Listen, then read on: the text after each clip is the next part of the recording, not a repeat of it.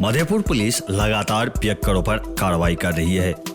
इसी क्रम में बुधवार की रात बारात से लौट रहे 5 शराबियों को पुलिस ने धर दबोचा।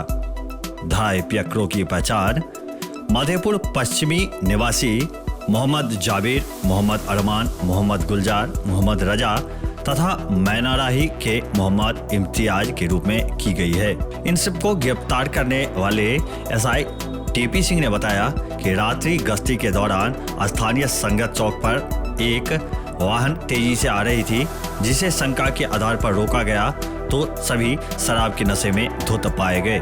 थानाध्यक्ष हरिकिशोर यादव ने बताया कि मामले में अग्रेतर कार्रवाई की जा रही है। वहीं स्थानीय थाना पुलिस ने बुधवार को एक मोटरसाइकिल सहित एक व्यक्ति को 20 लीटर देसी चौलाई शराब के साथ गिरफ्तार किया।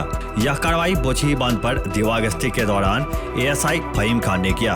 उन्होंने बताया कि एक मोटरसाइकिल पर 2 सवार होकर आ रहे थे, जिसे शंका के आधार पर रुकने का इशारा किया गया, जिसमें एक व्यक्ति पुलिस को देखते ही भाग गया, लेकिन दूसरे व्यक्ति को पुलिस वालों ने धर दबोचा। धराए शराब तस्कर की पहचान पचवनिया गांव निवासी शत्रुघ्न सिंह के रूप में की गई है।